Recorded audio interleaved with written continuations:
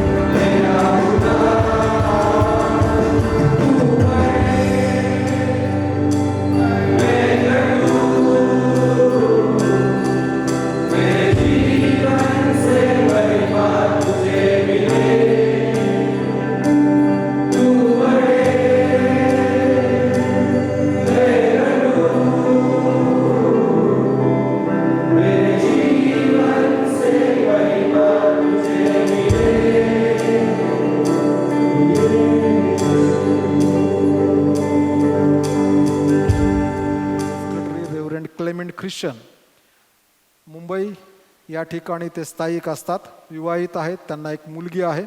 महाराष्ट्र आणि गोवा ह्या दोन राष्ट्रांची बायबल सोसायटीचे सेक्रेटरी म्हणून त्यांच्यावरती जबाबदारी आहे वेगळ्या ठिकाणी जाऊन पवित्र शास्त्र याविषयी सांगणे, बायबल सोसायटीविषयी सांगणे, लोकांना प्रोत्साहित करणे. त्याच वेळेस बरंचसं ॲडमिनिस्ट्रेटिव्ह वर्क त्यांच्या मागं असतं, नेहमी प्रवास करावा लागतो. अशी या भावाची सेवा आहे. त्यांनी स्वतःचं असणारं सेक्युलर एज्युकेशन जे आहे, त्यांचं MA इन इंग्लिश लिटरेचर आहे. देवाच्या सेवेत ज्यावेळेस माणसं येतात ना, त्यावेळेस असे हिरे आले पाहिजे. आमचा मुलगा शिकत नाही आणि म्हणून जा बायबल कॉलेजला, हे गणित बरोबर नाही. MA इन इंग्लिश लिटरेचर, त्यानंतर त्यांनी स्वतःला UBS या ठिकाणी BDच्या माध्यमातून स्वतःला तयार केलं. Bachelor of divinity he degree UBS union biblical seminary Pune या ठिकाणून त्यांनी घेतलेली आहे. आणि इतकंच नव्हे, UBS मधून डिग्री घेतल्यानंतर 16 वर्ष CNI गुजरात डायसेससोबत त्यांनी पाळकीय सेवा केलेली आहे. आणि गुजरातमध्ये बरेच लोक आहेत, त्यांची नावं ख्रिश्चन आणि ख्रिस्ती आहेत. संबंधच येत नाही हो, तू ख्रिश्चन आहे का विचारायचा, आहे की नाही. ख्रिश्चन आणि ख्रिस्ती बरेच नाव आहेत, त्या लोकांनी आपली नावं करून ख्रिश्चन आणि ख्रिस्ती केलेले आहेत.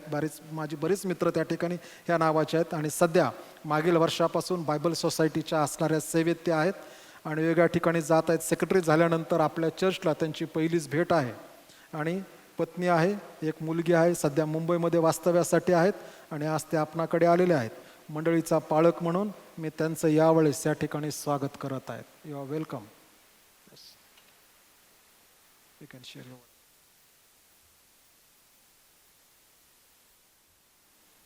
Good morning. और प्रभु का मैं धन्यवाद करता हूँ कि आज आपके साथ प्रभु की आराधना प्रभु के इस भवन में मैं कर रहा हूँ. और परमेश्वर का धन्यवाद मैं करता हूँ ये कलीसिया के लिए, चर्च ऑफ क्राइस्ट बारामती के लिए. और आपके पास्टर साहब है, वो Bible society of India Bombay auxiliary में ऑक्सिलरी कमेटी के बोर्ड मेंबर है. और मैंने उनको रिक्वेस्ट की कि सर आप बोर्ड मेंबर हो, आपके चर्च में तो मैं आऊँगा ही. और he has granted my request. Thank you so much sir. और पास्टर साहब के साथ साथ चर्च के जो चेयरमैन है, सेक्रेटरी है, पास्टरेट कमेटी है, चर्च के जो भी एल्डर्स है, उन सब का मैं धन्यवाद करता हूँ इस समय के लिए कि ये बहुत बहुमूल्य समय आपने हमें दिया है. और आपके चर्च में ब्रदर कुंदन साड़वी है जो हमारे लिए डोनेशन बाइबल सोसाइटी के लिए डोनेशन जमा करते हैं. और सर की मम्मी है और वो भी हमारे लिए बाइबल, हाँ मंदाकिनी जादव मैडम, वो भी हमारे लिए बाइबल सोसाइटी के लिए डोनेशन जमा करती है. और इस समय प्रभु के नाम की हम स्तुति करते, आराधना करते, क्योंकि प्रभु के वचन की आशीष हम सबको मिली है.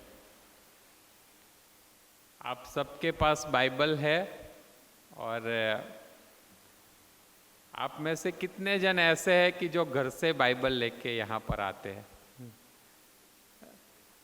प्रभु का धन्यवाद करता हूँ मैं, प्रभु का धन्यवाद करता हूँ. और घर से बाइबल लेके यहाँ पर आना बहुत बड़ी बात है, क्योंकि बॉम्बे में बहुत सारी कलीसिया ऐसी है कि जहाँ पर बाइबल रखे गए हैं और लोग जैसे पिकनिक में आते हैं ऐसे हाथ हिलाते हिलाते. वो सॉन्ग बुक भी है, बाइबल भी है लेकिन आप घर से लेके आते हो, बहुत अच्छी बात है. और आपके पास जो बाइबल है मराठी में है बाइबल ना, तो आपके पास कैसे आई मराठी में Bible? Bible was originally written in Hebrew and Greek, 2 भाषाओं में लिखी गई थी बाइबल. आपके पास मराठी में आई.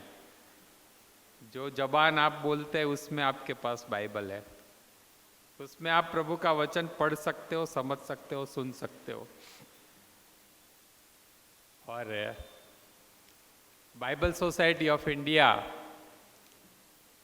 पूरे भारत में प्रभु का वचन फैलाती है।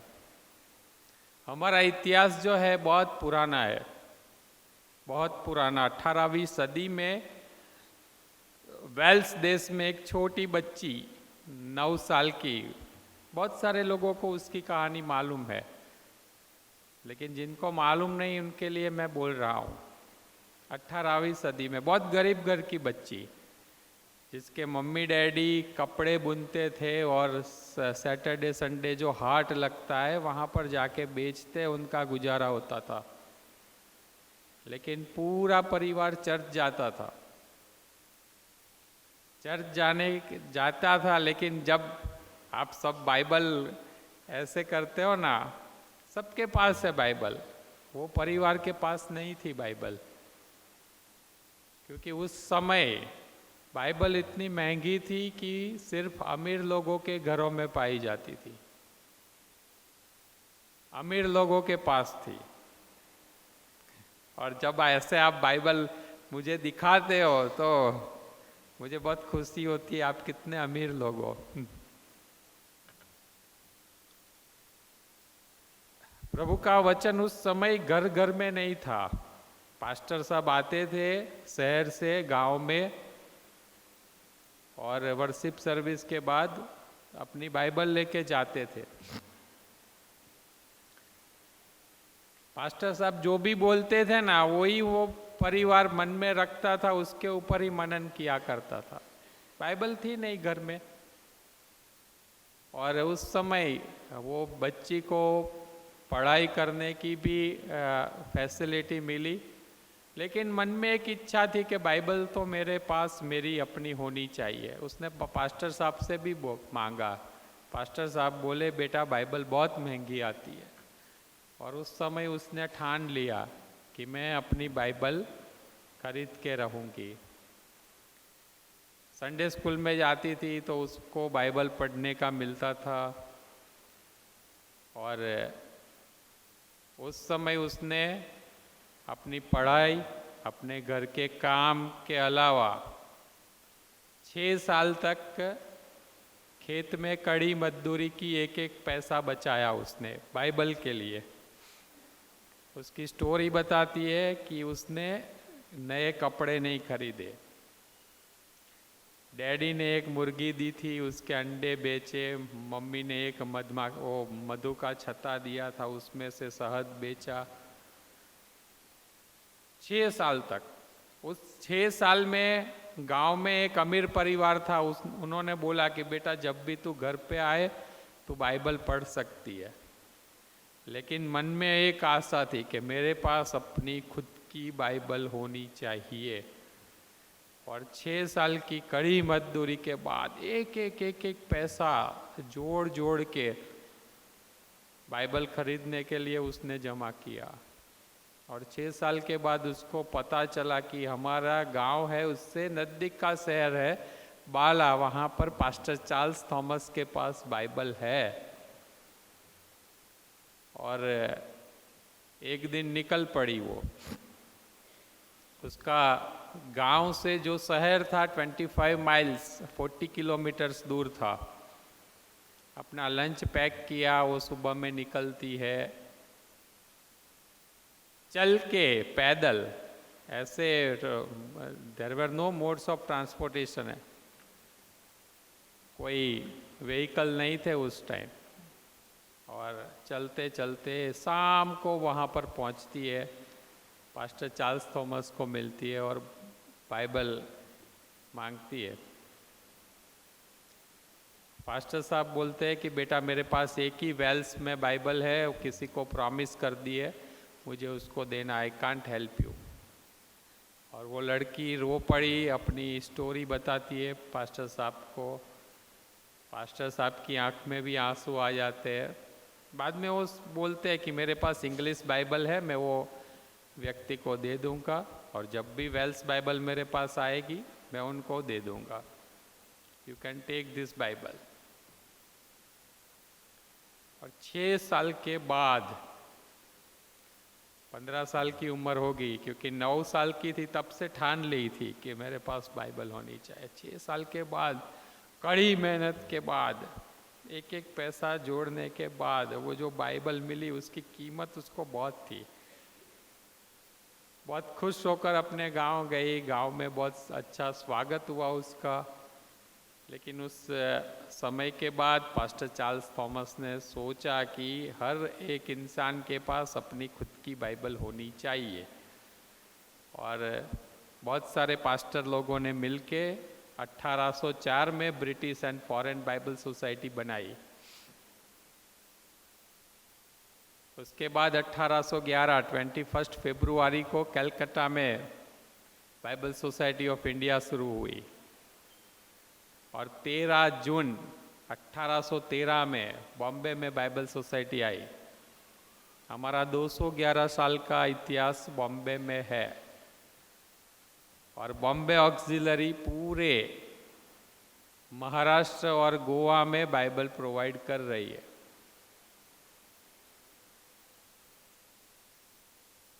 बाइबल सोसाइटी ऑफ इंडिया, हमारी जो हेड ऑफिस है वो बेंगलोर में है। हमारा सबसे पहला काम है ट्रांसलेशन का।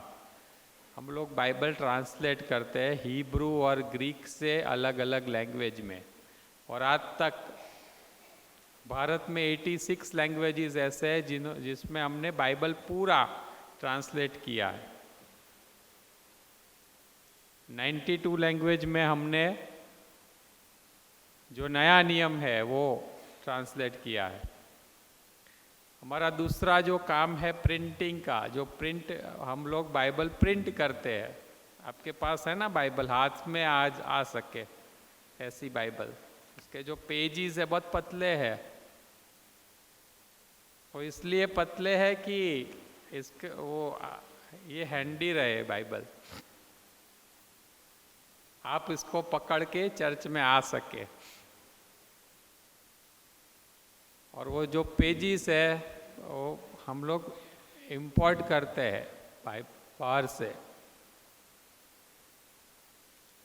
Bible society of India government of India के बाद सबसे ज़्यादा पेपर कंजप्शन करती है, और हमारे कई बाइबल्स है वो चाइना में, कोरिया में छपते हैं। और प्रिंटिंग के बाद हमारा काम है डिस्ट्रीब्यूशन का। हम लोग बाइबल डिस्ट्रीब्यूट करते हैं। सबसे सस्ती बाइबल जो सर के हाथ में है उसकी कीमत 300 से 400 रुपया है, लेकिन उसका प्रिंटिंग, उसका ट्रांसपोर्टेशन, उसके ऊपर जो टैक्सेस लगते हैं वो, उसके पीछे जो एडमिनिस्ट्रेटिव एक्सपेंसेस होते हैं वो सब मिला के एक बाइबल मिनिमम हमको 1000 से 1200 रुपये में पड़ती है, लेकिन हम लोग 300 में दे देते हैं उसको,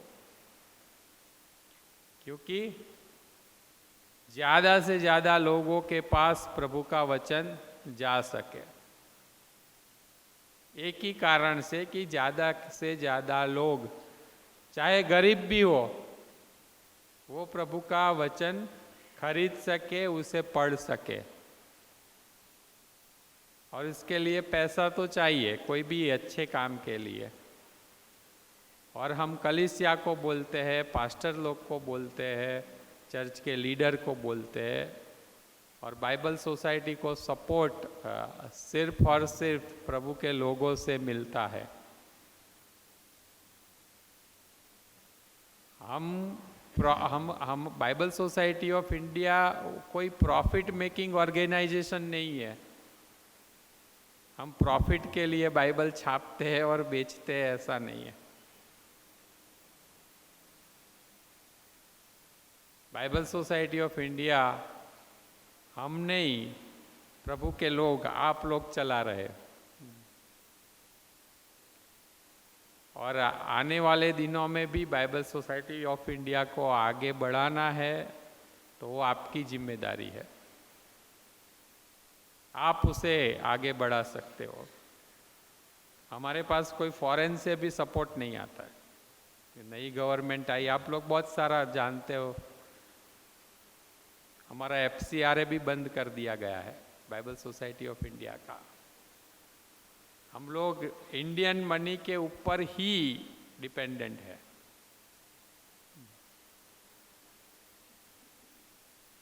इंडियन मनी के ऊपर ही हम लोग आधार रखते हैं। और हमारा चौथा काम है स्क्रिप्चर एंगेजमेंट, स्क्रिप्चर इन्वॉल्वमेंट। किसी ने हमारे पास से प्रभु का वचन लिया तो फिर हमारा काम वहाँ पर ख़त्म नहीं हो जाता है। वो जो व्यक्ति ने हमारे पास से लिया वो बाइबल पढ़ता है कि नहीं, वो हमें देखना है उसके बाद भी। उसके लिए हम कंपटीशन है, बाइबल रीडिंग प्रोग्राम्स है, वो सब अरेंज करते हैं कि ज़्यादा से ज़्यादा लोग ज़्यादा से ज़्यादा प्रभु का वचन पढ़े और प्रभु का वचन पढ़ के उसकी आशीष पाए। बाइबल सोसाइटी एक ही चीज़ में बिलीव करती है, transformation of the world through the word of God. प्रभु के वचन के द्वारा जगत को परिवर्तित करना। और मैं आप सबसे रिक्वेस्ट करता हूं कि आने वाले दिनों में बाइबल सोसाइटी की जो मिनिस्ट्री है उसके लिए आप प्रार्थना करें। बहुत सारी लैंग्वेजेस में बाइबल नहीं है। हमारे 110 प्रोजेक्ट, ट्रांसलेशन प्रोजेक्ट चालू है, 110। लेकिन भारत में बहुत सारी ऐसी लैंग्वेजेस है, ऐसी डायलेक्ट्स है जिसमें बाइबल अवेलेबल नहीं है। और ज़्यादा से ज़्यादा लोगों तक प्रभु का वचन पहुँचे, यही हमारा काम है। और प्रभु अगर आपको गाइड करता है, प्रभु अगर आपको प्रेरणा करते हैं तो फिर आप बाइबल सोसाइटी को सपोर्ट कर सकते हैं। और इस समय हम प्रभु के वचन में जाएंगे, इससे पहले आइए हम प्रार्थना करें। जीवित परमेश्वर पिता, धन्यवाद स्तुति आराधना हम करते हैं क्योंकि आपकी कृपा, आपकी दया, आपका अनुग्रह हमेशा आप हमारे साथ रखते हो। और आज सुबह जब हम आपके पवित्र भवन में आए हैं तो प्रार्थना करते हैं परमेश्वर पिता की जब हम आपका पवित्र वचन सुने तो प्रभु पवित्र आत्मा हमारे हृदय में और मन में कार्य करे, ऐसी कृपा हम मांगते हैं। प्रार्थना करते हैं परमेश्वर पिता की आपका वचन सुनने के लिए, उसे समझने के लिए हमारी सहायता कीजिए। हमारी प्रार्थना हमारे प्यारे प्रभु यीशु मसीह के नाम से हम मांगते हैं, आमीन। और प्रभु का धन्यवाद करते हैं, प्रभु की आराधना हम करते हैं क्योंकि प्रभु के वचन की आशीष हमें मिली है। आप सबके घरों में बाइबल है ना, सबके घरों में पवित्र शास्त्र है और आप बाइबल लेके चर्च में आते हो। प्रभु के नाम की हम आराधना करते हैं इसके लिए। और आज का जो समय है ना, वो ऐसा समय है कि प्रभु का वचन आप बहुत आसानी से सुन सकते हो। चर्च में आते हो, पास्टर साहब प्रभु का वचन सुनाते हैं आपको, लेकिन रेडियो पर भी आप सुन सकते हो। अगर आपके पास टीवी है तो टीवी में भी बहुत सारी चैनल 24 आवर्स प्रभु का वचन आपको सुनाती है। इंटरनेट है तो इंटरनेट पे भी बहुत सारी वेबसाइट है जहाँ पर से आप अलग अलग प्रभु का वचन सुन सकते हो। और मोबाइल में ऐप रहेगी, उसमें भी प्रभु का वचन आप सुन सकते हो। और सबके घरों में बाइबल है।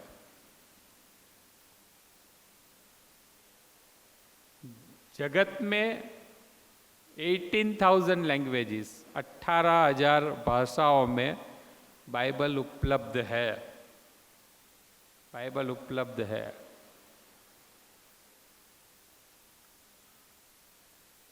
लेकिन एक दुख की बात भी मैं आज सुबह आपको बताता हूं कि बहुत सारे लोगों को अभी तक प्रभु के वचन की आशीष नहीं मिली है। मैं उन लोगों की बात कर रहा हूं जिसके पास बाइबल है।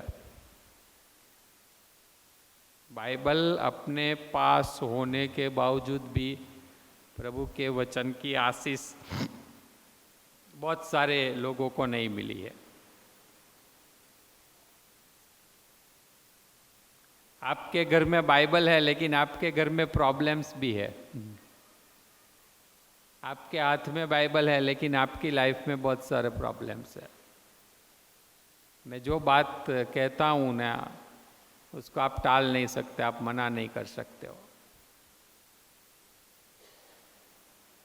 प्रभु का वचन सुनते रहने के बावजूद आपकी लाइफ में प्रॉब्लम है, आपके घर में प्रॉब्लम है, आपकी कलीसिया में प्रॉब्लम है, और बाइबल से जो आशीष हमें मिलती है ना वो ऑटोमेटिक नहीं है। बाइबल है, ये किताब है, वो आशीष की किताब है। वो हमें सांत्वन देती है, दिलासा देती है, हमें बल देती है, हमें हमारे जीवन में आशा देती है, हमें बुद्धि देती है, आनंद देती है। प्रभु का सामर्थ्य हमें मिलता है बाइबल से। हमारे जीवन में उद्देश्य बाइबल से मिलता है। लेकिन बाइबल मेरे पास होने से सभी आशीष मुझे मिल जाएगी ऐसी कोई गारंटी नहीं है, क्योंकि वो ऑटोमेटिक नहीं है। आज हम वो देखने वाले हैं कि किस प्रकार प्रभु के वचन की आशीष हम पा सके। और बाइबल में से जो पढ़ा गया उसमें जो द बुक ऑफ जेम्स, याकूब की पत्री और उसका पहला अध्याय और उसकी 19 से लेके 27 तक आयत हमने पढ़ी। और वहाँ पर लिखा गया है कि कैसे हम प्रभु के वचन की आशीष पा सके। और यहाँ पर जो 25वीं आयत है उसमें लिखा गया है कि पर जो व्यक्ति स्वतंत्रता की सिद्ध व्यवस्था पर ध्यान करता रहता है वह अपने काम में इसलिए आशीष पाएगा कि सुनकर भूलता नहीं पर वैसा ही काम करता है। जो बाइबल है वो सिद्ध व्यवस्था है, संपूर्ण नियम है, और बाइबल हमें स्वतंत्रता की और आशीष की गारंटी देती है। लेकिन उसके लिए हमें भी कुछ करना है। सबसे पहले अगर मुझे प्रभु के वचन की आशीष चाहिए तो मुझे उसे ग्रहण करना है। और यहाँ पर वर्ष 21 में लिखा है कि इसलिए सारी मलिनता और बैर भाव की बढ़ती को दूर करके उस वचन को नम्रता से ग्रहण कर लो जो हृदय में बोया गया है और जो तुम्हारे प्राणों का उद्धार कर सकता है। वो वचन को नम्रता से ग्रहण कर लो, नम्रता से ग्रहण कर लो। यहाँ पर ग्रहण करना, इसके लिए ग्रीक भाषा में जो शब्द यूज किया गया है उसका अर्थ यह है कि आपके घर में अगर कोई गेस्ट आए और आप जैसे उनको स्वीकार करते हो उस तरह से ग्रहण करो। आपके घर में कोई गेस्ट आए, बड़े गेस्ट आए, और क्या आप अपना मुंह छोटा करके बैठोगे? क्या बहुत आनंद से आओ आओ आओ आओ, चलो पानी लाओ पानी लाओ, बहुत आनंद से आप उसके एक्सेप्ट करते हो। उस तरह से बहुत आनंद से उसे ग्रहण करो। बाइबल है, परमेश्वर का वचन है, और अगर हमें आशीष चाहिए बाइबल से तो उसे ग्रहण करना ही पड़ेगा, उसे ग्रहण करना ही पड़ेगा। और यहाँ पर लिखा है 21वीं आयत में कि इसलिए सारी मलिनता और बैरभाव की बढ़ती को दूर करके उस वचन को नम्रता से ग्रहण कर लो जो हृदय में बोया गया और तुम्हारे प्राणों का उद्धार कर सकता है। जो हृदय में बोया गया, कहां पर बोया जाता है? एक बीज एक बाग में बोया जाता है, और बाइबल है एक बीज जैसा है। प्रभु का वचन है एक बीज जैसा है जो हमारे हृदय में बोया जाता है।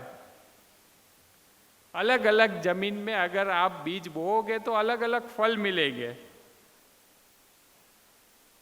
दो व्यक्ति है, चर्च में आते हैं, एक ही सरमन सुनते हैं, पास्टर साहब यहां से जो देते हैं वो एक ही सरमन दोनों सुनते हैं। एक को आशीष मिलती है, दूसरे को नहीं मिलती। एक अपना जीवन बदल के जाता है, दूसरा ऐसे ही बाहर निकल जाता है। क्यों? क्योंकि एक का हृदय तैयार है, दूसरे का हृदय तैयार नहीं है। एक आदमी है वो अच्छे एटीट्यूड के साथ प्रभु के घर में आता है, दूसरा नहीं आता।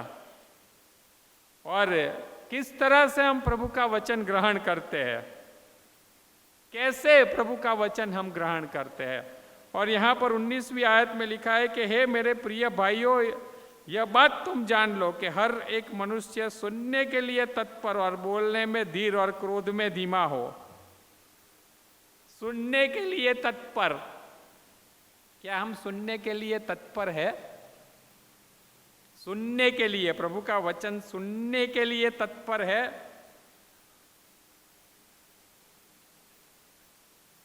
हम कैसे सुनते हैं? कैसे सुनते हैं हम प्रभु का वचन? बहुत जरूरी है। बहुत सारे चर्चिज में मैंने देखा है जो सरमन है होता है उससे ज्यादा अनाउंसमेंट बहुत लंबी होती है। अगर अनाउंसमेंट करने में सेक्रेटरी है या पास्टर है, ऐसी भी चूक हुई ना, खलास, हालत बिगड़ जाती है।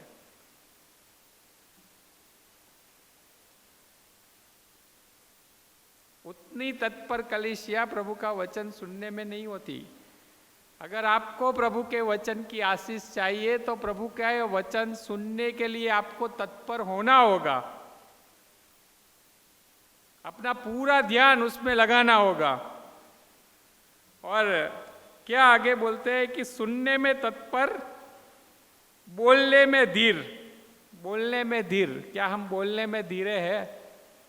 जब हम बोलते हैं तो हम सुनते नहीं है। जब हम बोलते हैं तब हम सुनते नहीं है। परमेश्वर ने हमें बोलने के लिए एक ही मुंह दिया है और कान दो दिए हैं, इसलिए बोलना कम है, सुनना ज्यादा है हमको।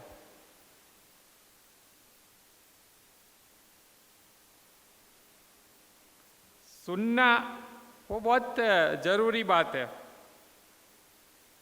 हमारे सभी प्रॉब्लम्स का कारण यही है कि हम बोलते ज़्यादा है और सुनते कम है। अगर हम किसी की बात सुनते हैं ना, तो भी सामने वाले को कैसे जवाब देना ना, उसके लिए सुनते हैं हम लोग, समझने के लिए नहीं सुनते। और हमें जो सुनना है वो ही हम सुनते हैं। हमें जो सुनना है, जो सुनना हम चाहते हैं वो ही सुनते हैं। अगर कोई हमारा दोस्त दिखाए तो हमें अच्छा नहीं लगता है, अगर कोई हमारी गलती हमें दिखाए हमें अच्छा नहीं लगता है, अगर कोई हमारी तारीफ करे तो हम दोनों कानों से सुनते हैं। सिलेक्टिव लिसनिंग आज का प्रॉब्लम है। हम वही सुनना चाहते हैं जो हम वही सुनते हैं जो हम सुनना चाहते हैं। अगर ऐसा एटीट्यूड हमारा रहा ना, तो फिर प्रभु के वचन की आशीष हमें मिलेगी नहीं। और हमारा एटीट्यूड कैसा है? और क्रोध में धीमा हो। सभी मनुष्य सुनने में तत्पर, बोलने में धीमा और क्रोध में धीरा हो। क्या हम क्रोध करने में धीरे है क्या? अगर हृदय में गुस्सा है, बिटरनेस है, तो हम कुछ सुन नहीं पाते हैं। और ये बिटरनेस है, किसी के प्रति गुस्सा है, वो कड़वाहट है, वो एक ऐसा बैरियर है जो हमें प्रभु का वचन सुनने देती नहीं है। कई बार हम सोचते हैं कि परमेश्वर क्यों हमारे से बात नहीं कर रहे, क्योंकि मन में गुस्सा है, किसी के प्रति कड़वाहट है, उसे दूर करने की जरूरत है। और रही बात संडे मॉर्निंग की, संडे मॉर्निंग में हमारी हालत क्या होती है? 9:30 को मुझे चर्च में जाना है, संडे मॉर्निंग है, थोड़े लेट उठे, फैमिली मेंबर्स को सभी को रेडी होना है, नाश्ता करना है, आफ्टरनून के लंच की चिंता करते हैं, जल्दी जल्दी तैयार होके यहाँ पर आते हैं हम लोग। हमारी मानसिक स्थिति संडे को अच्छी होती नहीं है, क्योंकि चर्च में आना है ना, सबको एक साथ आना है। और हृदय भी हमारा तैयार नहीं है यहाँ आने के लिए। और यहाँ पर आते हैं और हम लोग ऐसा सोचते हैं कि प्रभु हमारे से बात करेगा।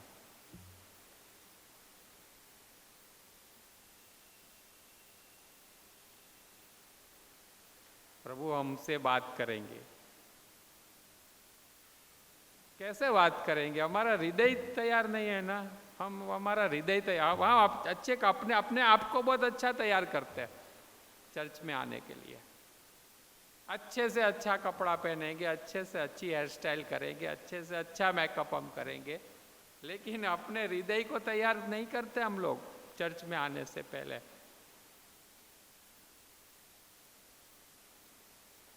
हमारा हृदय तैयार करके यहाँ पर आना बहुत जरूरी चीज है।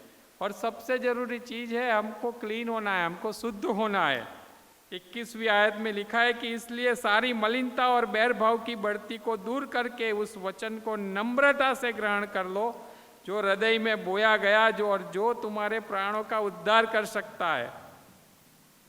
मलिनता को दूर करो, मलिनता को दूर करो, तभी जो हृदय में वचन बोया गया है वो फल लाएगा। अगर मलिनता है तो फल नहीं मिलेंगे वचन के आपके जीवन में कोई। अगर आपके जीवन में दुष्टता की अधिकता है तो फिनिश।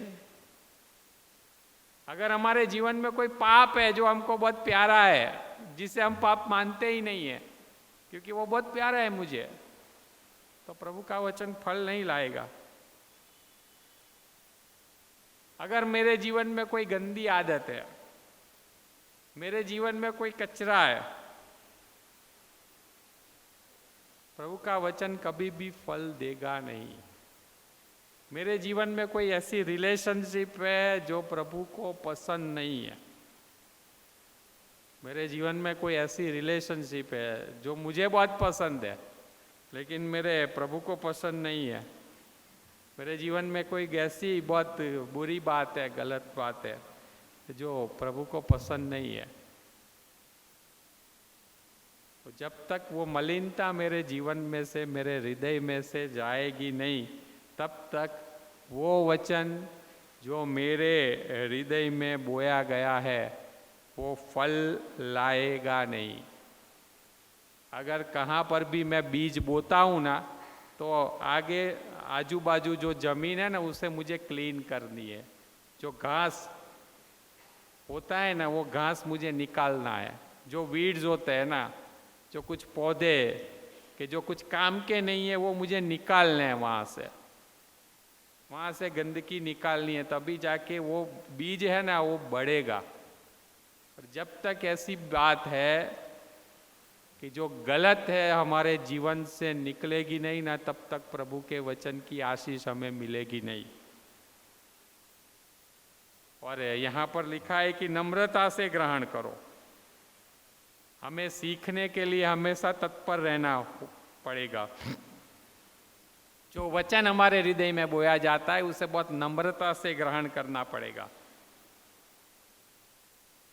और ग्रहण करना वो काफी नहीं है, उसके ऊपर मुझे मनन करना पड़ेगा। यहाँ पर 23वीं आयत में लिखा है, क्योंकि जो कोई वचन का सुनने वाला हो और उस पर चलने वाला ना हो तो वह उस मनुष्य के समान है जो अपना स्वाभाविक मुंह दर्पण में देखता है।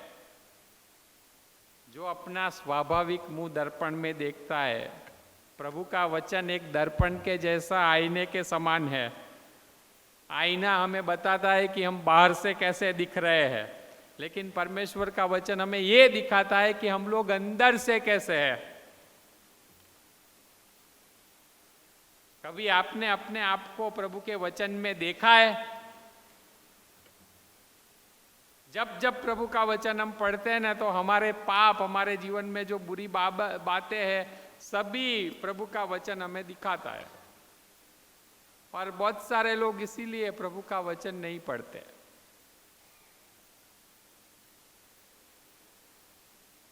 प्रभु के वचन को छोड़ देना, उससे दूर रहना, ये मोरल प्रॉब्लम है, इंटेलेक्चुअल प्रॉब्लम नहीं है। मोरल प्रॉब्लम है। आजकल के बुद्धिमान लोग जो बाइबल को आउटडेटेड मानते हैं ना, उनको मैं बोल रहा हूं कि प्रभु के वचन से दूर रहना वो मोरल प्रॉब्लम है, क्योंकि आप नहीं पढ़ते, क्योंकि परमेश्वर का वचन हमें दिखाता है कि हम कैसे हैं। बहुत साल पहले मैंने एक स्टोरी पढ़ी थी, एक नीग्रो आदमी की, जो हबशी काला काला अफ्रीकन होता है ना, उसने अपनी लाइफ में कभी भी आईना नहीं देखा था, और किसी ने उसको आईना दिया। आईने में देखता है, अरे यार काला काला, मेरे होठ कितने मोटे मोटे, कितना बुरा दिखता बाल। आईना तोड़ दिया धाड़ करके। आईने का दोष नहीं है।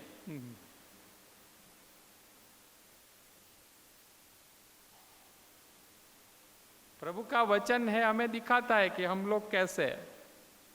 दूसरी स्टोरी मैंने पढ़ी थी क्वीन एलिजाबेथ की, कि अपनी जवानी में बहुत खूबसूरत थी, लेकिन जब जैसे जैसे उम्र बढ़ती है ना, तो झुर्रियाँ आ जाती है चेहरे पे, सुंदरता नष्ट हो जाती है। और वो बकिंगहाम पैलेस में से सबसे पहले उसने सभी आईने हटवाए। वो देखना ही नहीं चाहती थी कि अब मैं बुढ़ापे में कैसी दिखती हूँ।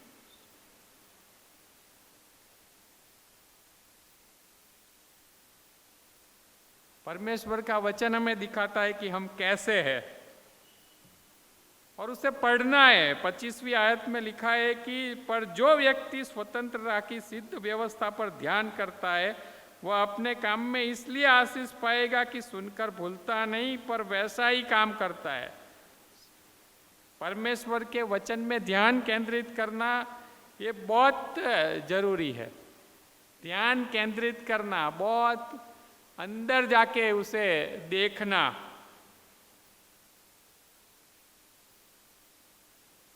बहुत जरूरी है, और बहुत जरूरी है कि उसके मुताबिक करना।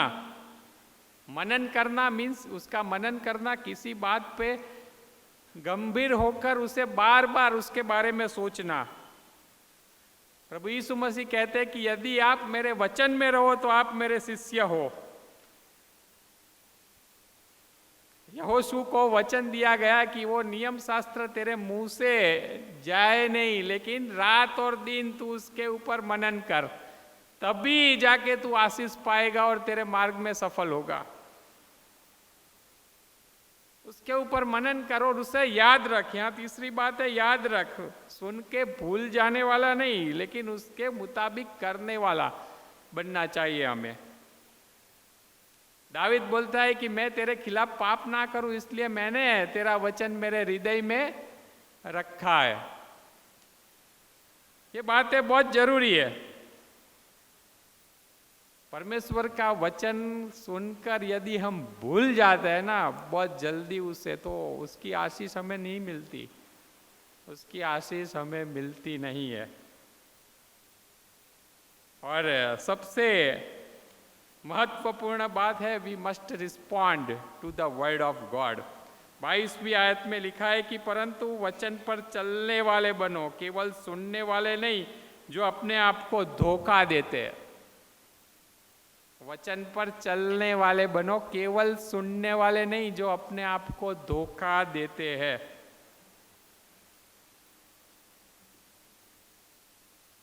केवल सुनने वाले नहीं, एक मीटिंग से दूसरी मीटिंग, एक चर्च से दूसरे चर्च, ऐसे हम लोग जाते हैं लेकिन हमारे जीवन में कोई सुधार नहीं।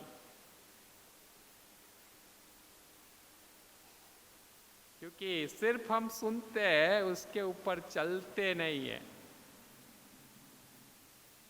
सिर्फ उसे सुनते हैं। परमेश्वर का वचन सुनकर उसको प्रैक्टिस में रखना है, उसके ऊपर चलना है। अगर सिर्फ सुनने वाले हम लोग बने तो उससे हमें कोई फायदा मिलता नहीं है।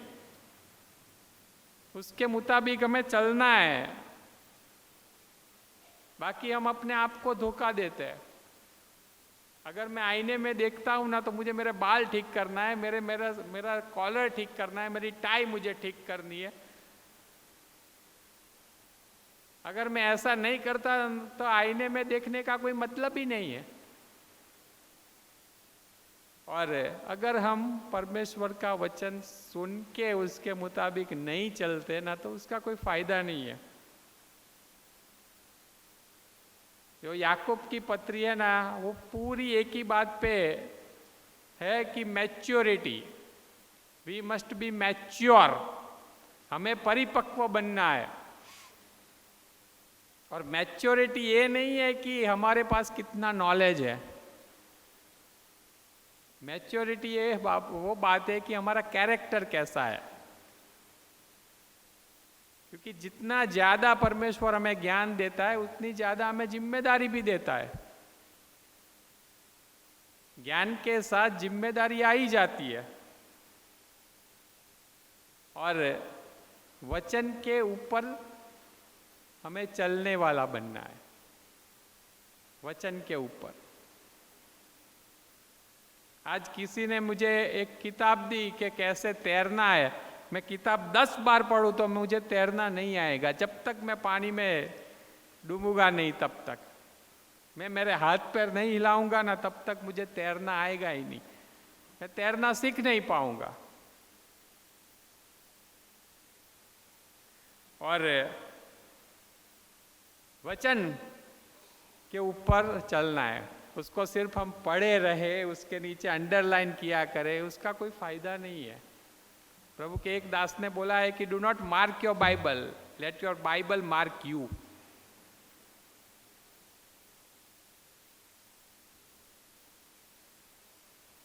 उसके मुताबिक हमें चलना है। और अगर वचन में जो लिखा है उसके मुताबिक मैं नहीं चलता तो कोई फायदा है नहीं। उसको मुझे पढ़ना है, मनन करना है, उसे याद रखना है, लेकिन सबसे ज्यादा चीज महत्वपूर्ण ये है कि मैं उसके अनुसार चलूं, उसको भूलूं नहीं। सरमन ऑन द माउंट,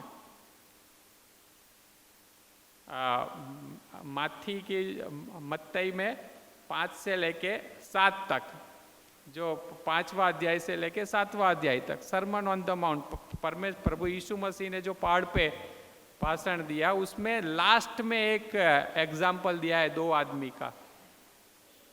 एक आदमी है प्रभु की बात सुनता है लेकिन उसके मुताबिक करता नहीं। एक दूसरा आदमी है जो सुनता है और उसके मुताबिक चलता है। एक आदमी है जो अपना घर रेत पे बनाता है और दूसरा आदमी है जो अपना घर चट्टान पे बनाता है, खोद के नींव डाल के बनाता है वो। और तूफान आया, बारिश गिरी, बाढ़ आई, एक का घर बना रहता है, दूसरा घर गिर जाता है। जो इंसान परमेश्वर की बातें सुनकर उसके मुताबिक चलता है वो आदमी जैसा है कि जिसने अपना घर चट्टान पे बनाया। बहुत सारे तूफान आए, बहुत सारे तूफान आए, लेकिन उसका घर वहां पर ही टिका रहा। और बहुत सारे क्रिश्चियन लोगों के जीवन में आप देखोगे बहुत सारे प्रॉब्लम्स हो गए उनके जीवन में, लेकिन वो प्रभु का जो आनंद है उनके जीवन में, उनके चेहरे पे हमेशा आप देखोगे। वो टूट नहीं जाते कभी भी वो टूटते नहीं, क्योंकि उनके जीवन उन्होंने जो नींव है प्रभु के वचन में डाली है। वो लोग ऐसे लोग हैं कि जो प्रभु के वचन के अनुसार चलते हैं, इसलिए वो टूटते नहीं हैं। और कैसे हम जान सके कि कोई इंसान है प्रभु के वचन के ऊपर चलता है? तो यहां पर जो 2 टेस्ट दिए गए हैं, 26वीं आयत में लिखा है कि यदि कोई अपने आप को भक्त समझे और अपनी जीभ पर लगाम ना दे, तो अपने हृदय को धोखा दे, तो उसकी भक्ति व्यर्थ है। अगर कोई अपने आप को भक्त समझे और अपनी जीभ पे लगाम ना रखे, तो वो आदमी अपने आप को धोखा देता, उसकी भक्ति व्यर्थ है। बहुत सारे लोग अपने आप को प्रभु के दास बताते हैं, भक्त बताते हैं,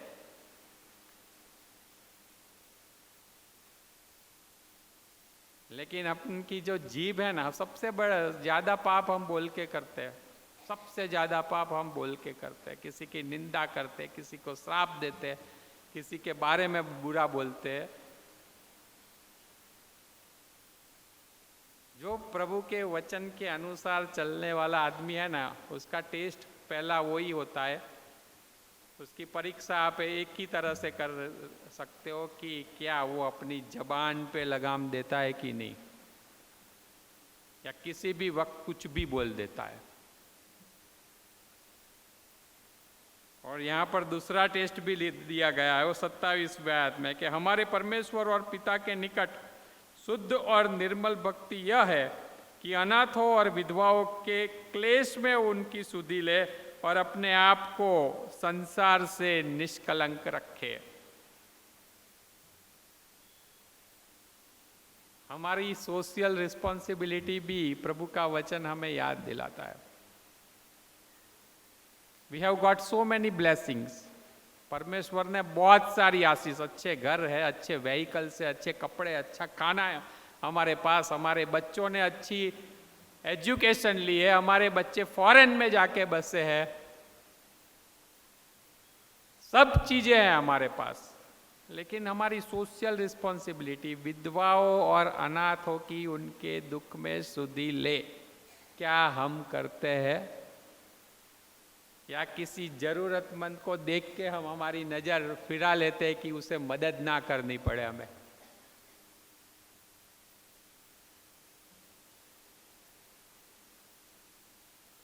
जो हम अपने आप को परमेश्वर का भक्त कहते हैं, परमेश्वर का दास हम अपने आप को मानते, तो किसी विधवा को देख के, किसी अनाथ को देख के क्या हम मुंह फिरा लेते? हमारे चर्च में, हमारे समाज में बहुत सारे ऐसे लोग हैं जिन्हें सहारा चाहिए, जिन्हें मदद चाहिए। 2 अच्छे शब्द उनको आप बोलोगे ना, तो भी वो लोग टूटते बच जाएंगे। उनके दुख में कोई उनके पास खड़ा रहने वाला, एडवाइस देने वाले बहुत सारे मिल जाएंगे, लेकिन उनके पास खड़े रहने वाला उनको कोई नहीं मिलेगा उस टाइम। और क्या ऐसी हमारी सोशल रिस्पॉन्सिबिलिटी हम अदा करते हैं? और दूसरी चीज है, और अपने आप को संसार से निष्कलंक रखे। अपने आप को संसार से निष्कलंक रखे। क्या हम संसार से, ये जगत से अपने आप को निष्कलंक रखते हैं, या जैसा जगत करता है, जैसा जगत जीता है, वैसा हम जीते हैं? क्या जगत के लोग में और मेरे में कुछ फर्क है?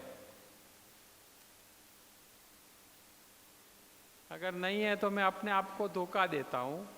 अगर मैं परमेश्वर का भक्त अपने आप को मानता हूं, और नहीं है तो मैं अपने आप को धोखा देता हूँ। और प्रभु का वचन यूहन्ना 15 और 7 में ये कहता है कि यदि तुम मुझे बने रहो और मेरा वचन तुम में बना रहे तो जो मांगो और वह तुम्हारे लिए हो जाएगा।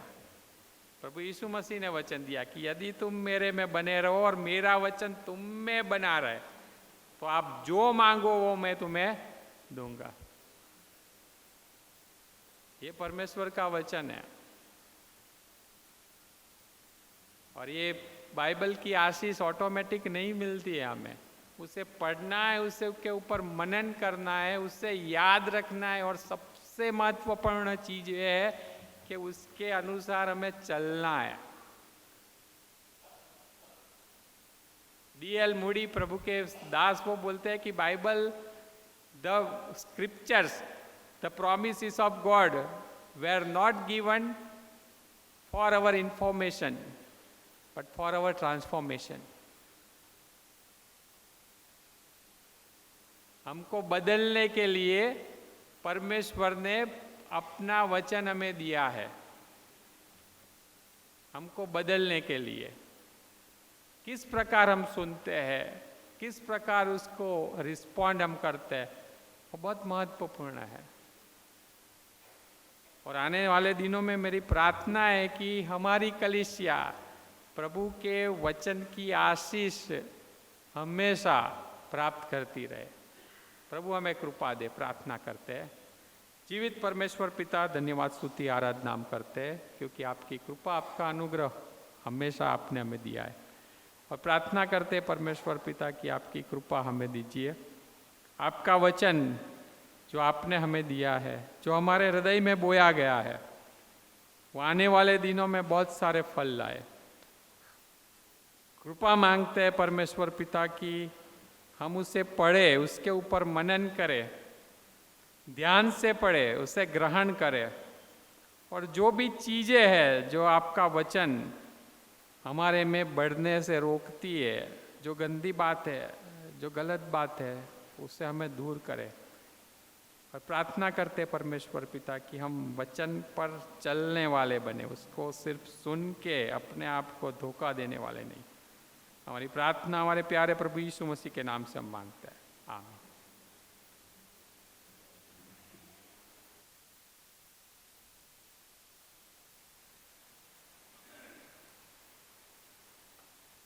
थँक्यू व्हेरी मच सुंदर देवाच्या वचनासाठी प्रभू यीशू ख्रिस्तामध्ये आम्ही त्यांचे आभारी आहोत। प्रिय बंधू भगिनींनो, बायबल आहे म्हणून देवाचं वचन आहे, देवाचं वचन आहे म्हणून आमचं आत्मिक जीवन आहे।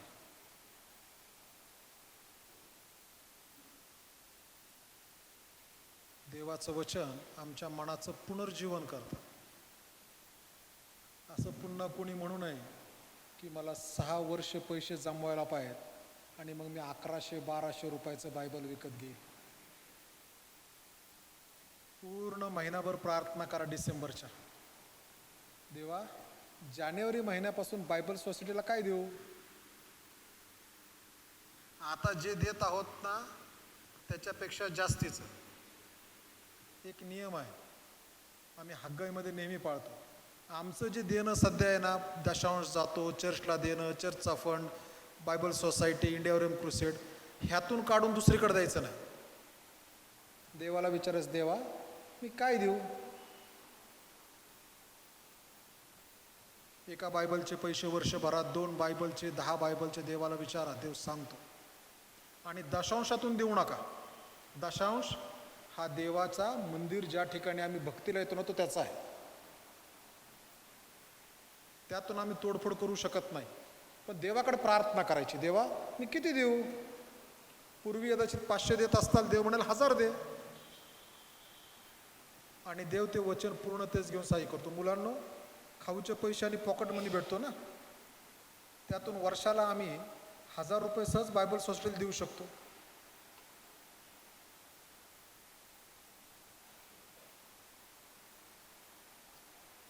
भरपूर पॉकेट मनी येतो मुलांकडं। देवाला द्या, कारण ज्यावेळेस आम्ही देवाला देतो, ज्याच्यातून पाळक लोक संदेश सांगतात, जे वाचल्यावर आमचं जीवन बदलतं, ज्याच्याद्वारे लोकांचं तारण होतं. जिथं तारण आहे आणि वृद्धी आहे अशा ठिकाणी देवाच्या वचनासाठी किंवा सेवेसाठी देणं गरजेचं आहे. चर्च संपल्यानंतर विपुल आहेत त्यांना भेटू शकता किंवा साहेबांना भेटू शकता. Thank you very much reverend for sharing the word of God. May God bless you in your ministry along with the Bible society. आपण सर्वजण उभा राहूयात. यावेळेस समारोपाची प्रार्थना करणार आहोत. त्यानंतर प्रभूने शिकवलेली प्रार्थना आशीर्वाद आणि त्यानंतर सुवनदेवा परत पडून आजच्या उपासनेचा समारोप करूयात. प्रभुदेवा, आम्ही तुझ्या नावाला धन्यवाद देतो, स्तुती करतो, उंचावतो, गौरव आणि सन्मान तुला देतो. आजच्या वचनासाठी आम्ही तुझ्या नावाला धन्यवाद देतो. तुझ्या नावाला आम्ही गौरव आणि सन्मान देतो. जे आलेलं वचन आहे ते आमच्या जीवनात 30 पट 60 पट आणि 100 पट पीक येणारा ठराव अशी कृपा तू. त्याचप्रमाणे प्रेमळ परमेश्वर, आम्ही तुझ्याकडे प्रार्थना करतो. बायबल सोसायटी या संस्थेला इथपर्यंत तू सांभाळलंस म्हणून धन्यवाद देतो. इथून पुढे बायबल सोसायटीचा पुढारी तू. लागणारी प्रत्येक गरज आपल्या स्वर्गीय भाडातून पुरवून दे आणि ती पूर्णतेत जाण्यासाठी तुझ्या लेकरांना त्यासाठी प्रेरणा तू दे. यासाठी प्रभुदेवा की तुझा वचनाचा प्रभुदेवा प्रकाश प्रभुदेवा ज्या अंधारात बसले त्यांच्यावरती पडावा, अनेकांचं शिष्यत्व व्हावं आणि म्हणून तुझी कृपा तू सह्य करता पुढारी हो.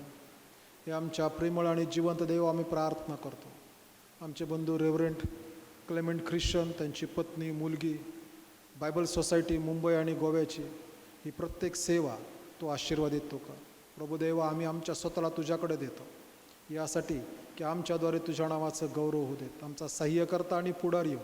विभक्त होत असताना तुझी कृपा आमच्या संगती असू देत. ह्या सप्ताहामध्ये होत असणारी प्रत्येक सेवा तुझा पुत्र प्रभू येशू ख्रिस्त त्याच्या नावामध्ये आशीर्वाद आणि फलदायी करणारा देवबाप तू हो. प्रार्थना प्रभू येशू ख्रिस्त आमचा गौरवी तारणारा ह्याच्याद्वारे मागतो म्हणून तो आई. आमेन. हे आमच्या स्वर्गातील पित्या, तुझे नाम पवित्र मानले जाऊ. तुझे राज्य जसे स्वर्गात तसे पृथ्वीवरही तुझ्या इच्छेप्रमाणे हो. आमची रोजची भाकर आज आम्हास दे आणि जसे आम्ही आपले ऋणे आसरून सोडले आहे तसेच तो आमचे ऋणे आम्हास सोड आणि आम्हास परीक्षेत आणू नकोस तर आम्हास वाईटापासून सोड. कारण की राज्य, सामर्थ्य आणि गौरव ही सर्व काळ तुझीच आहे. आमेन. आता शांतीने जा आणि सुखाने राहा, म्हणजे देव जो बाप याची प्रीती, तारणाऱ्या प्रभू येशू ख्रिस्ताच्या कृपा आणि प्रेमळ पवित्र आत्म्याची सहभागिता आम्हातील प्रत्येकाबरोबर, देवाच्या सर्व लेकरांबरोबर आता आणि येशूचे दुसरेने होईपर्यंत असो. आमेन.